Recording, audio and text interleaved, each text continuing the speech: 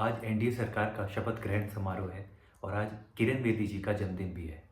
आज से 9 साल पहले जब दिल्ली में चुनाव हुए थे, तो 2015 को मैंने चुनाव नतीजे के बाद एक सोशल मीडिया पे पोस्ट लिखा था और उस समय मैंने महाभारत के घटोत्कच की जो मृत्यु के बाद कृष्ण और पांडवों के खेमे में जिस तरीके का माहौल था, उसकी चर्चा की थी और उस समय मेरे कुछ मित्रों ने उसका मजाक उड़ाया था।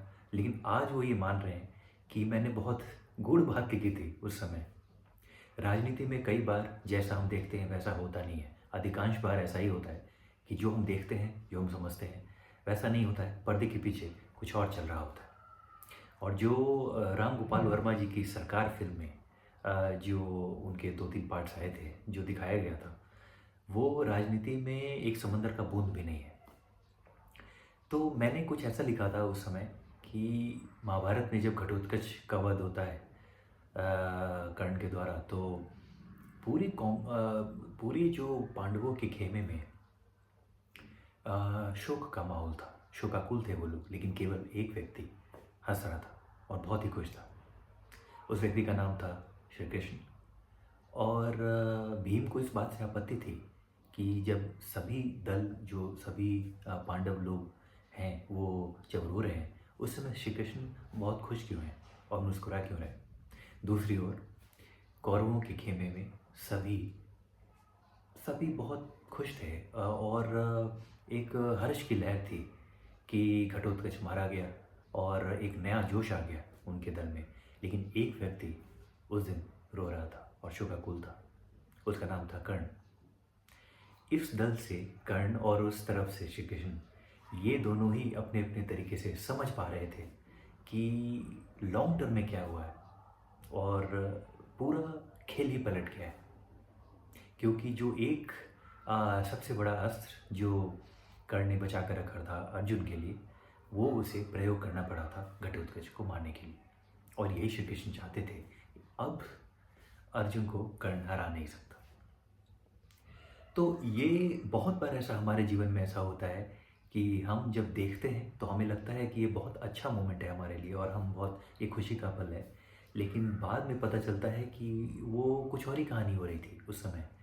कई बार ऐसा भी होता है कि हम उदास होते हैं और हमें लगता है कि ये हमारे लिए बहुत ही चैलेंजिंग फेज़ है और रिज़ल्ट हमारे फेवर में नहीं है। बाद में पता चलता है कि चूँकि वो हुआ, इसलिए आज ऐसा हुआ और आज चीज़ें मेरे फेवर में हैं। तो उस समय जो कुछ चीज़ें जो हम मेरे फेवर में नहीं थी, वो मेरे लिए अच्छा हो रहा था लॉन्ग टर्म के लिए। राजनीति में बहुत सारी बातें ऐसी होती है जब जो जो पॉलिटिकल एक्सपर्ट्स हैं सभी पार्टियों में, वो इस तरह के गेम्स खेलते रहते हैं और उनके कार्यकर्ताओं को भी पता नहीं होता कि वो कब कौन सा गेम खेल रहे हैं, कब जीत रहे हैं, कब हार रहे हैं। उन्हें कुछ पता नहीं होता क्योंकि वो फेस वैल्यू पे चीज़ें लेते हैं। लेकिन पर्दे के पीछे जो स्ट्रैटेजिक एक्सपर्ट्स होते हैं सभी पॉलिटिकल पार्टीज़ में, वो अलग तरह से अपने खेल को चलाते हैं। तो दिल्ली चुनाव में जो उस समय हुआ था, जो हम सब जानते हैं, रिज़ल्ट वही आया था कि किरण बेदी जी हार गई थी और बीजेपी का सफाया हो गया था। रिज़ल्ट जैसा आया था, आम आदमी पार्टी उस समय 67 सीटों पर जीती थी। सभी में जश्न का माहौल था। बीजेपी के कार्यकर्ता जो हैं वो निराश थे, हताश थे और किसी को ये नहीं पता था कि आने वाले समय में इसका क्या परिणाम होगा। और मैंने तब ये कहा था एक न्यूट्रल वोटर के रूप में, एक पॉलिटिकल एनालिस्ट के रूप में, कि इससे आने वाले समय में बीजेपी को जो फ़ायदा होगा वो हम देखेंगे और जो विरोधी दल है वो उसे अलग तरीके का नुकसान होगा, जो शायद आज से 10, 15, 20 सालों के बाद पता चले। अब मैं उस थ्योरी में नहीं जा रहा हूँ कि जानबूझकर 2015 का चुनाव सत्तारूढ़, जो केंद्र में सत्तारूढ़ बीजेपी दल था, वो जानबूझकर हारा था। मैं केवल ये कह रहा हूँ कि वो जो हुआ था, जो परिणाम आए थे, वो यही थे कि 67 सीट आम आदमी पार्टी को मिले थे और बीजेपी को 3 सीट मिले थे। उससे हुआ ये था कि किरण बेदी जी हार गई थी निश्चित रूप से। दिल्ली की चीफ मिनिस्टर वो नहीं बन सकती थी उसके बाद। तो अब अगेन मैं उन दो कॉन्स्पिरेसी थ्योरीज में नहीं जा रहा हूँ, क्या सच है क्या गलत है, इसकी हमें परवाह नहीं होनी चाहिए। कुछ लोग ये कहते हैं कि आम आदमी पार्टी बीजेपी की बेहद पे उनकी बी टीम है और दोनों में टेसिट अंडरस्टैंडिंग है। कुछ लोग ये कहते हैं कि आम आदमी पार्टी कांग्रेस की टीम है, कुछ लोग ये कहते हैं कि आम आदमी पार्टी एक अटेम्प्ट था कुछ लोगों के द्वारा जो ओल्ड स्टाइल जो सोशलिस्ट पॉलिसी है उसको रिवाइव करने का। अलग अलग थ्योरीज है, तो आप इसमें कितना उलझेंगे? अलग अलग थ्योरीज है, कौन किसके साथ है नहीं है इससे कोई फ़र्क ही नहीं पड़ता। फ़र्क ये पड़ता है कि वर्तमान में क्या हो रहा है, तब क्या हुआ था और आगे क्या हो सकता है, इसका एक प्रोजेक्शन। तो तब हुआ ये था कि किरण बेदी जी हार गई थी और दिल्ली की चीफ मिनिस्टर तब वो नहीं बन पाई थी। और मेरे विचार में आजकल सोशल मीडिया पे ये जो मीम बहुत प्रचलित है कि पता है हम मैच कहाँ हारे, ये मीम जो एम एस धोनी की फिल्म आई थी उस पे ये मीम उससे उद्धृत है कि पता है हम मैच कहाँ हारे। मुझे लगता है भारतीय राजनीति में ये वो मोमेंट था, पता है हम मैच कहाँ हारे, हम उस वक्त हारे थे दिल्ली चुनाव में। क्योंकि हुआ ये कि अगर आप इस बात को भी मान लें, ये जो थ्योरी है कि बीजेपी जानबूझकर हारना चाहती थी और किरण बेदी को कवर अप करने के लिए एक फेस बनाने के लिए, हार का चेहरा बनाने के लिए लाया गया था। और एक कई लोग ये कहते हैं कि उस समय जो दिल्ली प्रदेश अध्यक्ष जो थे, शायद कौन थे, सतीश वाजपेयी थे, वो चुनाव इसलिए नहीं लड़े थे। बहुत ही मिस्टीरियस थी ये बात। फिर शाजिया जी आई थी, उन्हें भी नहीं लड़ने के लिए कहा गया था। बहुत सारी बातें हुई थी उसमें। मैं ये कह रहा हूँ कि इन सब बातों में उलझने की ज़रूरत नहीं है। जो हुआ था उससे हम क्या इन्फ्रेंस निकाल सकते हैं, ये हमें बस इस पे विचार करना चाहिए। तो किरण बेदी का हारना ये बता गया कि सभी राजनीतिक पार्टियों को कि इसकी ज़रूरत नहीं है। इस तरह के बड़े बड़े जो दिग्गज हैं, जो हेवी वेट्स हैं, जो कल्ट ग्रेट पर्सनैलिटीज़ हैं हमारे देश में, राष्ट्र में, समाज में, उन्हें राजनीति में लाकर और प्रशासन का अवसर देने की ज़रूरत नहीं है। कन्वेंशनल पॉलिटिक्स है, उसी से चुनाव आप जीतते हैं। ये मैसेज वही गया और वहीं पे पता है मैच कहाँ हारे वाली बात वहाँ पे हो गई। कल्पना कीजिए एक समय के लिए कि, और अब मैं आपको बताऊंगा कि तब जो मेरे मेरे कुछ मित्र आम आदमी पार्टी के तरफ थे और वो काफ़ी खुश हो रहे थे कि किरण बेदी जी हार गई, अरविंद केजरीवाल जीत गए। और जो मेरे कुछ मित्र हैं जो बीजेपी की तरफ थे वो उदास थे और वो ये कह रहे थे कि किरण बेदी जी हार गई और अरविंद केजरीवाल कैसे जीत गए। तो इन दोनों के खेमे में जो माहौल था, अगर आप दूर का सोचेंगे तो शायद इन लोगों को आज रियलाइज़ होगा कि इनका मूड बिल्कुल आप उलट दें अगर इन दोनों के खेमे में जो उस वक्त माहौल था। कहने का मतलब ये है कि उससे हुआ ये उस चुनाव के बाद कि केंद्र में नहीं आ पाई आम आदमी पार्टी और दिल्ली तक सिमट कर रह गई कम से कम 2019 तक। और 2019 के जो लोकसभा चुनाव हुए उसमें बीजेपी का पुनः भारी बहुमत से जीत कर आना, उसका एक बहुत बड़ा कारण था कि 5 साल का समय आम आदमी पार्टी को सीमित कर दिया उन लोगों ने दिल्ली तक। कुछ लोग ये कहते हैं कि टेसिट अंडरस्टैंडिंग थी कि भाई हम सेंटर संभालेंगे, तुम दिल्ली संभालो, हम इंटरफेयर नहीं करेंगे, आप यहाँ इंटरफेयर नहीं करो। और ये एक थ्योरी है, इसमें उलझने की कोई ज़रूरत नहीं है। तो हुआ यही मूल रूप से कि जो एक्सपर्ट जिस तरह की राजनीति, जो सोशलिज्म की राजनीति करने में माहिर थे उस समय तत्कालीन आम आदमी पार्टी के नेता, तो वो नहीं कर पाए। जिसमें उन्हें बहुत एक्सपर्टाइज है वो नहीं कर पाए और वो दिल्ली तक उनका ध्यान रहा। और फिर क्योंकि बहुत बड़े बड़े एक्सपर्ट्स जुड़े थे, हमें शायद आज हम भूल गए हैं कि किस लेवल के टेक्निकल एक्सपर्ट्स जुड़े थे उनके साथ उस समय जवान आंदोलन के बाद। धीरे धीरे अलग हुए लेकिन वो सभी लोग उस समय साथ थे उस समय तक। तो अगर वो लोग अपनी सारी शक्ति और मशीनरी झोंक देते, अपनी एक्सपर्टाइज लगा देते, तो 2019 में 5 साल बहुत होता है राजनीतिक रूप से एक माहौल को बिल्कुल पलट देने में। तो ये हुआ ये कि वो दिल्ली तक सीमित रह गए। सेंटर पे पूरा मौका मिला बीजेपी को और संगठन मजबूत करने का। और फिर इन्होंने 2019 में ये फिर वापस आए और फिर 2024 में तो ठीक है इनकी सीटें कम आई है। लेकिन अब जब तक 2024 आया तब तक हालात बहुत बदल गए थे और इनकी पकड़ बहुत मजबूत हो गई थी एक आम जनमानस में, वोटर में। और 10 साल में बहुत कुछ बदल जाता है राजनीति में। तो कहने का मतलब ये है कि जो हो सकता था 2014 में, वो ये हो सकता था कि अगर किरण बेदी जी जीतती, तो सबसे पहली बात कि दिल्ली में एक अलग तरह का हमें मॉडल मिलता। और जो 5 6 साल 10 साल जो दिल्ली में खींचातानी हुई अलग अलग तरीके से, क्योंकि सरकार कोई और है, एलजी कोई भी आता है तो एक फेस ऑफ होता है, और जो काम हो सकता था जिस गति से, वो होता नहीं है उस तरीके से, स्वाभाविक है। तो अगर किरण बेदी जी रहती तो वो अलग तरीके से काम होता, क्योंकि उनका स्टाइल अलग है। अभी जो वो पौंडीचेरी में भी जो एलजी थे, तो उनका काम करने का स्टाइल बिल्कुल अलग है। और वो जैसे वहाँ पे भी वो साइकिल चलाकर और घूम रही हैं, और उनके स्टाइल के बारे में हम लोग को पता है, थोड़ा कंट्रोवर्शियल है, लेकिन यही उनका हार्ड टास्क मास्टर वाला स्टाइल रहा है शुरू से, पुलिस के दिनों से, और हर जगह उन्होंने ये किया है। और आज अगर आप किरण बेदी जी को ये दोष देते हैं केवल इसलिए कि वो एक राजनीतिक आइडियोलॉजी से अपने आप को आइडेंटिफाई करती है, थोड़ा थोड़ा तो कोई भी किसी न किसी तरफ झुकाव हर किसी का रहता ही है। न्यूट्रल नाम की कोई चीज़ पॉलिटिकली नहीं होती। तो अगर उनका अपराध सिर्फ आप ये समझते हैं कि उन्हें लेफ़्ट और राइट को चुनना था, थोड़ा सा उन्होंने राइट चुना, तो आप स्वतंत्र हैं अपनी इच्छा रखने के लिए।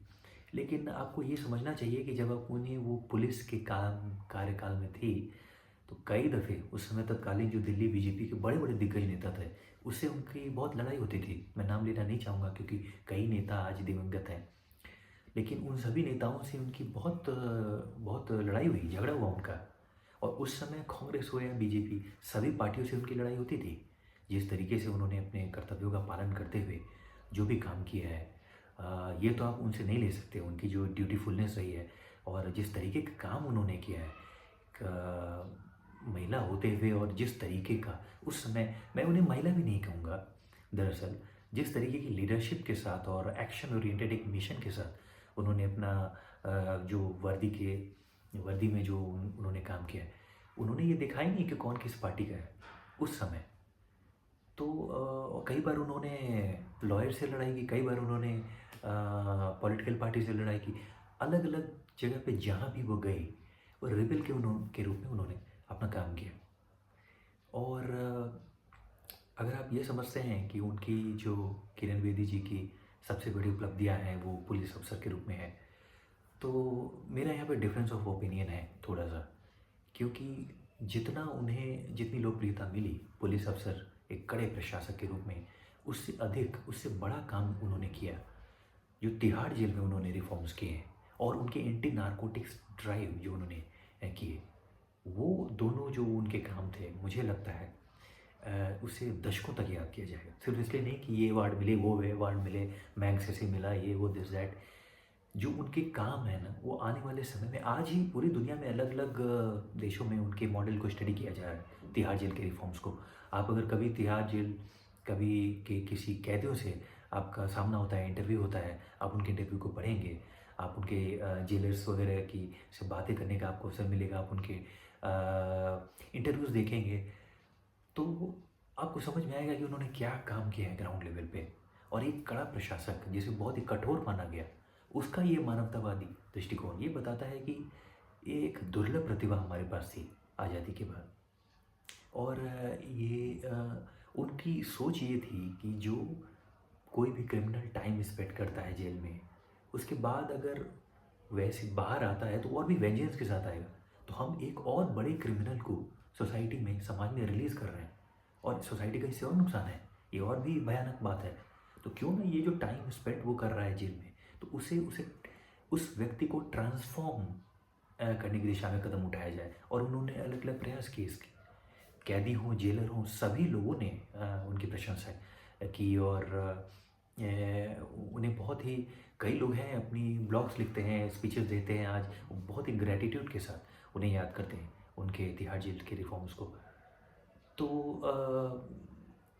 ऐसे व्यक्ति को, और जब तक 2011 तक जब अन्ना आंदोलन में साथ थी, तो आज के जो उस समय जो 2015 में मेरे कई मित्र जो आम आदमी पार्टी को वोट कर रहे थे, वो जो उनके खिलाफ बोलने लगे थे, उन्हें ये याद नहीं था कि 4 साल पहले तक तो वो साथ थी।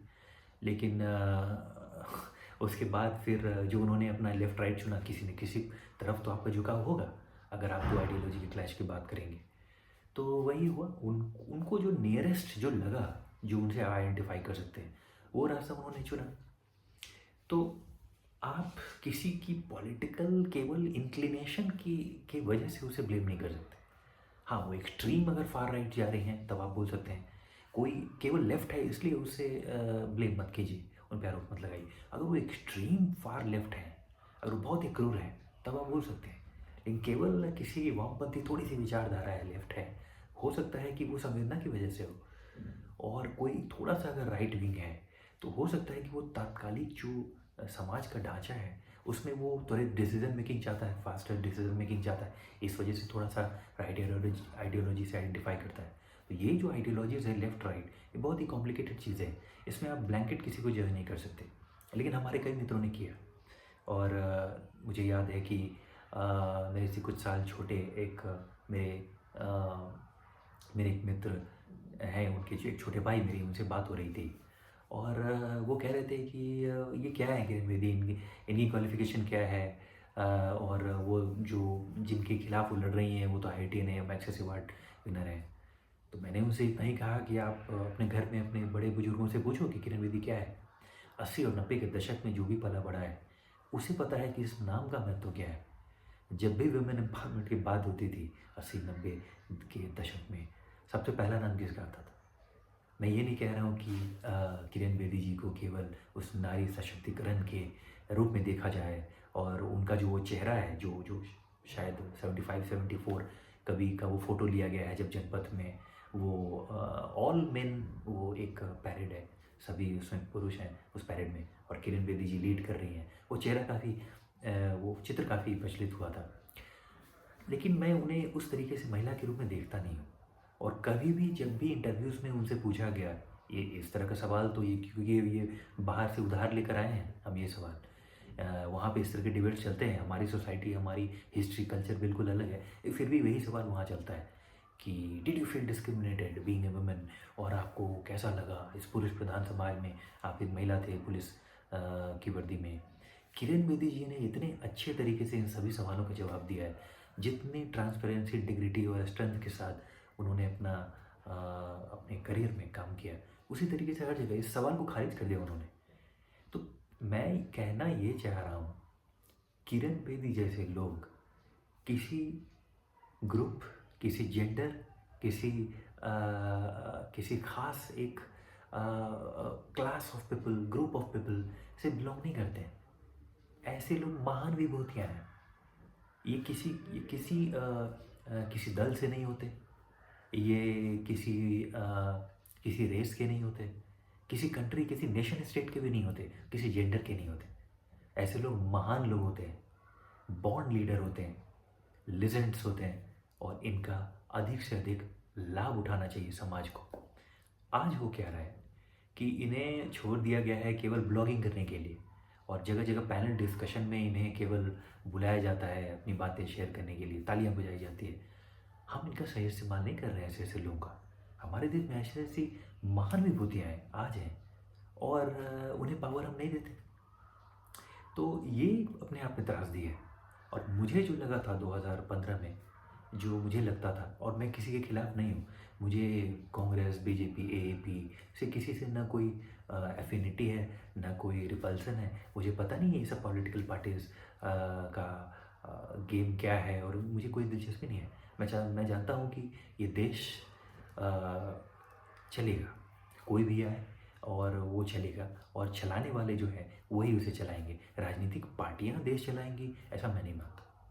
यही गांधी जी ने भी बताने की कोशिश की थी कि प्रशासन माई बाप नहीं है, लोग और जनमानस जहाँ जिस मुद्दे पे, जिस इश्यूज़ पे मुड़ जाते हैं, वहीं प्रशासकों को मुड़ना पड़ता है। मतलब जो जो पॉलिटिकल इस्टेब्लिशमेंट है, उसे उनका अनुसरण करना पड़ता है। तो ये जब तक, जैसे सफाई की बात होती है, स्वच्छता की बात होती है, जब तक लोग, अगर जन आंदोलन ये नहीं बनेगा, तब तक कोई पॉलिटिकल पार्टी, कोई इस्टेब्लिशमेंट, कोई सरकार आकर कुछ नहीं कर सकती। तो ये वही बात है। इसलिए मुझे कोई फॉर और अगेंस्ट में बोलना नहीं है। आप एपी, बीजेपी और किरण बेदी अगर उस समय कांग्रेस की पार्टी से भी लड़ती तो भी मैं उनका सपोर्ट करता। किरण बेदी अगर आम आदमी पार्टी की तरफ से लड़ती फिर भी मैं उनका सपोर्ट करता, और मैं तब भी ये प्रे करता कि दिल्ली की अगली चीफ मिनिस्टर किरण बेदी बने। अब क्यों ऐसा हुआ मैं आपको बताता हूँ कि मैं क्यों चाहता था, और वही एक भारी चूक हो गई हमसे। और ये हमारा वो मोमेंट था, पता है अब मैच कहाँ हारे। ये वही मोमेंट था हमारी भारत की आधुनिक राजनीति के लिए।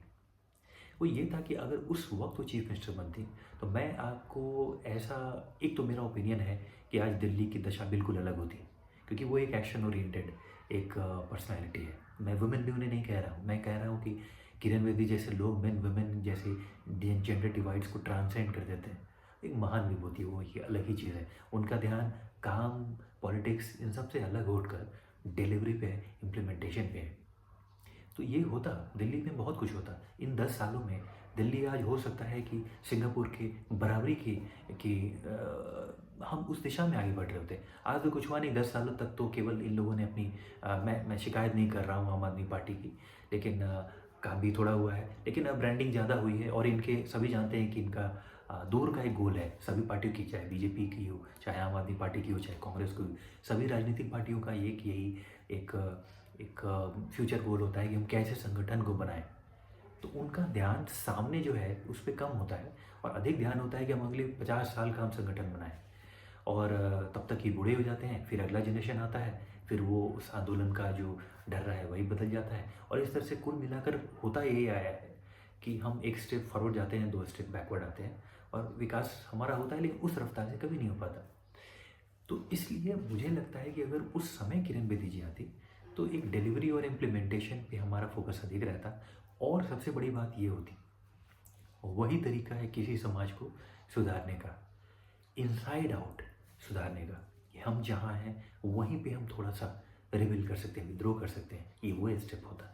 क्रांति से कुछ होता नहीं, रिवॉल्यूशन से हम 360 डिग्री घूमकर वहीं आ जाते हैं जहाँ से हमने शुरू किया था। पूरे विश्व का आप इतिहास उठाकर दे सकते हैं, जो जिससे लड़ा, क्रांति जिसने की, वो और भी अधिक क्रूर हो गया। नीत्शे ने कहा है कि someone who fights demon should ensure that they do not become the monster they fight with. तो ऐसा होता ही है, ये ह्यूमन साइकोलॉजी है। तो इसलिए ये रिवॉल्यूशन में मेरा विश्वास नहीं है। रेबेलियन जो जहाँ है उस दिशा में कुछ अलग प्रयोग कीजिए, कुछ अलग कीजिए, कुछ ईमानदारी, इंटीग्रिटी से स्टेटस को कुछ चेंज कीजिए। तो किरण बेदी का आना एक मैसेज जाता सभी पॉलिटिकल पार्टीज़ को कि अब आप कन्वेंशनल पॉलिटिशियंस को मत उतारिए। देश अलग अलग जो टैलेंटेड लोग हैं अलग अलग क्षेत्रों में, उन्हें देखना चाहता है। जो प्रूवन परफॉर्मेंस है, जो लीडर्स हैं, उन्हें देखना चाहता है। और तब सभी राजनीतिक पार्टियों पे एक दबाव आता कि आप किरण बेदी जैसे और जो लोग हैं, अलग अलग देश में एक्सपर्ट्स हैं, जो बैठे हुए हैं, केवल मार्गदर्शक मंडल आपने बनाकर उन्हें रखा है, वो ब्लॉगिंग कर रहे हैं, तो अपनी जीविका लिख रहे हैं, आत्मकथा लिख रहे हैं बैठकर, बहुत कुछ दे सकते हैं देश को, तो देश उनका लाभ नहीं उठा पा रहा है। तो ऐसे ऐसे लोगों को वापस हमें हमें लाना चाहिए प्रशासनिक सेवा में, एडमिनिस्ट्रेशन में, डिसीजन मेकिंग में। ये एक मैसेज आता, लेकिन वो गया नहीं। मैसेज ये गया कि इससे कुछ होगा नहीं, देखो वो हार गई, तो वापस चलो, वापस वही पॉलिटिकल जो अरिथमेटिक होता है वो सब बैठाते हैं, इधर उधर तोड़ फोड़ करते हैं, कभी मैन्युफैक्चर करते हैं इस तरह की घटनाएं, कभी जो राजनीति सभी राजनीतिक पार्टियां करती हैं, दूसरे के कार्यकर्ताओं को कम, कभी कभी अपने कार्यकर्ताओं को भी नुकसान पहुंचाती है, जैसे भी लाभ मिले। उनका मकसद जो है वो तो सभी राजनीतिक पार्टियों का एक गोल होता है कि हमें अपना संगठन मजबूत करना है, पब्लिक में अपनी सिंपैथी बनानी है। सभी राजनीतिक पार्टियों ने ऐसा किया है, किसी को भी ब्लेम करना ठीक नहीं। और भारत में हो रहा है ऐसा नहीं है, पूरे विश्व में ऐसा ही होता है। तो ये कहने का मतलब यहाँ पे ये है कि अगर उस समय ये मैसेज हम दे देते कि हम, देश की जनता आज कुछ और ब्रांड ऑफ पॉलिटिक्स देखना चाहती है, वहाँ पे हम चूक गए। और तब इसका दूसरा मतलब ये भी होता कि 2015 में अगर किरण बेदी जी आती, 10 साल में उनका काम जो होता वो तो हम सभी कल्पना कर सकते हैं कि किस लेवल का वो काम उन्होंने किया होता, बिना किसी बिना किसी टाइम पास किए। क्योंकि she is an action lady, action oriented person.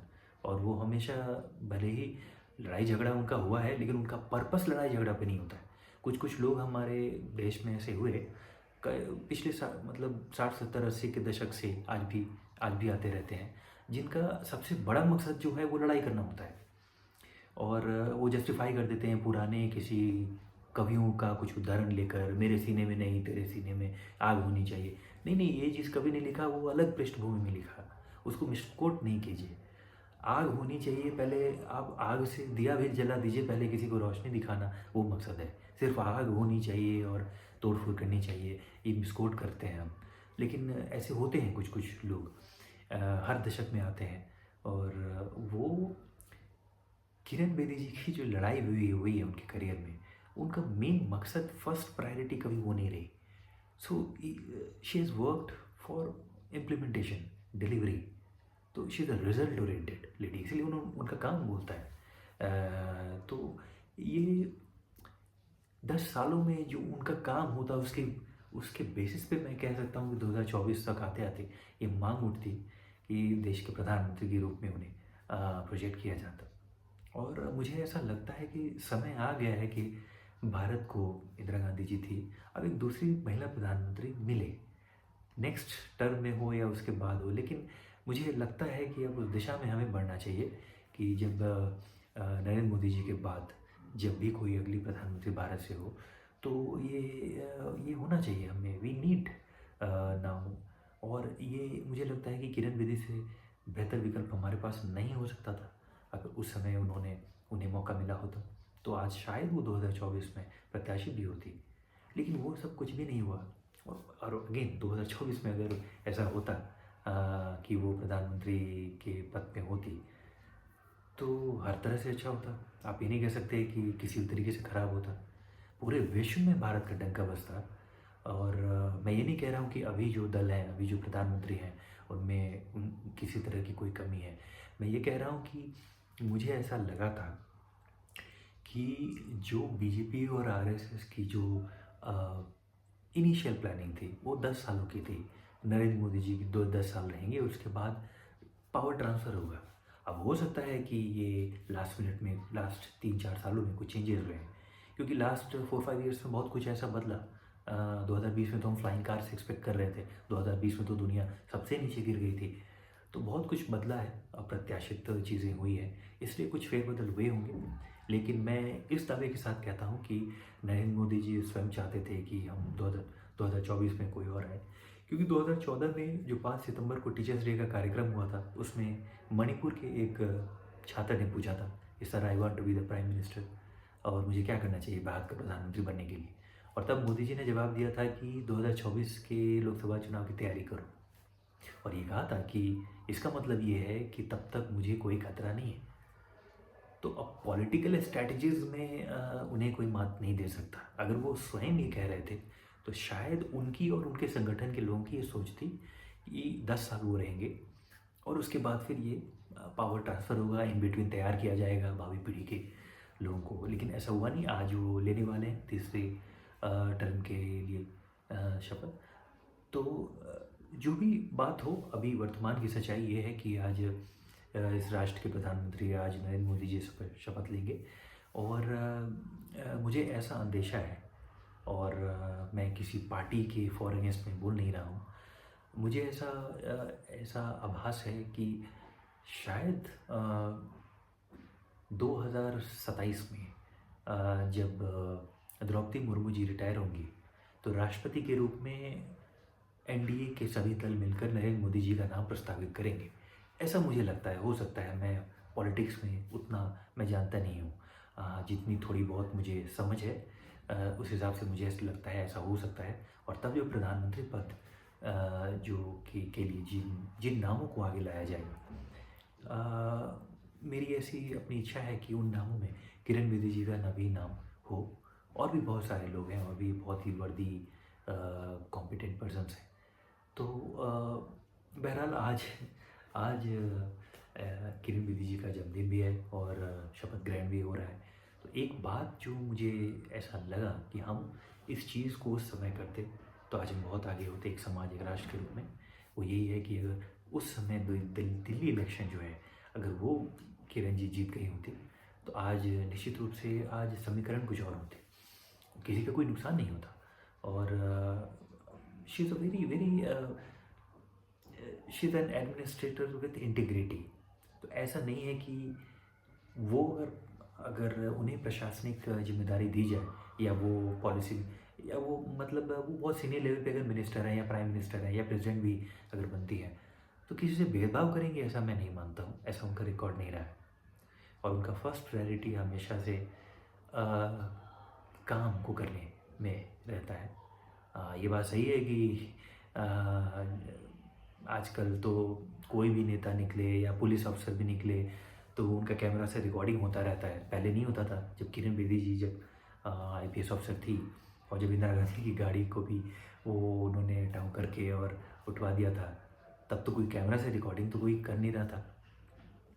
लेकिन आज अगर इस तरह आज ऐसे हमारे आईपीएस ऑफिसर्स आईएएस ऑफिसर्स हैं, वो तो सेट करके जाते हैं कि तुम इस एंगल से लेना, इस एंगल से लेना, और तब वो एक एक्टिंग कर रहे होते हैं कि मैं एक एक्शन ले रहा हूँ। जिस तरह की एक्टिंग राजनेता, सभी दलों के राजनेता भी करते हैं और उन्हें पता नहीं, नेताओं को पता नहीं चलता कि कैमरा हर कुछ पकड़ लेता है, उनकी एक्टिंग भी। और ब्लफ कर पाना इतना आसान नहीं, उन्हें लगता है कि ब्लफ कर पाते हैं, लेकिन जनता को वो दिखता है। आज जूम कर कर के लोग आपके एक्सप्रेशन को देखते हैं, आप कितने भी अच्छे एक्टर हो, पता चल जाता है कि कौन सी बात आप जेन्युइनली अपनी ईमानदारी से कह रहे हैं, अपनी आत्मा से कह रहे हैं, और कौन सी बात बाहर से कैमरे को दिखाने के लिए आप नकल कर रहे हैं। तो आज जो भी आज जो लोग भी शपथ लेंगे, पूरे देश की ओर से तो उनको शुभकामनाएं हैं ही। और आने वाले समय में मुझे ऐसा लगता है बहुत ही उथल पुथल होने वाले हैं, क्योंकि मेरा ऐसा मानना है, मेरे अल्प ज्ञान में, ये जो तीसरा कार्यकाल है इसमें कई ऐसे फैसले बहुत ही ब्लैक एंड वाइट में होने वाले हैं जो पहले 2 टर्म में हुए नहीं।